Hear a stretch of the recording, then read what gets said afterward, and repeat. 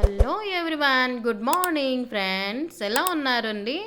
ఈరోజు నేను పల్లీల చట్నీ అండ్ కొబ్బరికాయతో చట్నీ చేస్తున్నాను.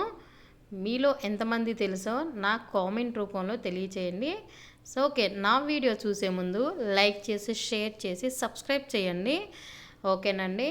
నాకు కావాల్సినన్ని పచ్చిమిరపకాయలు, అంటే మేము ఎంత అయితే మంట తింటామో అంత తగ్గట్టుగా 5-6 పచ్చిమిర్చి తీసుకున్నాను. పల్లీలు నాకు తగ్గట్టుగా పల్లీలు, పుట్నాల పప్పు తీసుకున్నాను. చక్కగా వేపేసానండి.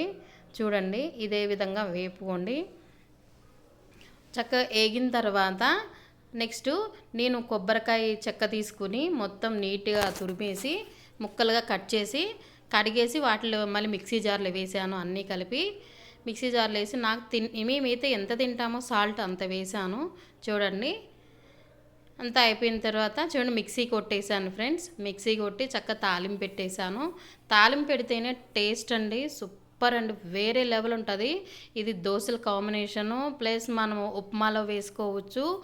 చాలా బాగుంటుంది ఫ్రెండ్స్. చూడండి ఎంత బాగుందో కదా. నా వీడియో చూడండి.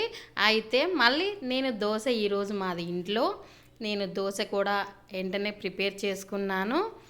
దోశ ప్యానం మీద దోశ వేసుకుని చక్కగా, నేను పలసగా అయితే నేను అసలు వెయ్యను ఫ్రెండ్స్.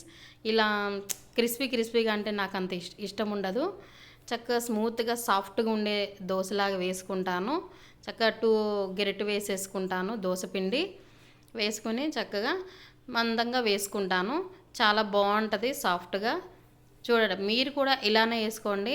చక్కగా బబుల్స్ లాగా వస్తుంది చూడండి. చాలా టేస్ట్ ఉంటుంది. ఇలా వేసుకుని ఆ పల్లీల చట్నీ, కొబ్బరి చట్నీతో సర్వ్ చేసుకోండి. తింటే వదలరు. నన్ను నమ్మండి, నేను చెప్తున్నాను కదా మీకు. తింటే వదలరు ఫ్రెండ్స్. Okay friends, bye.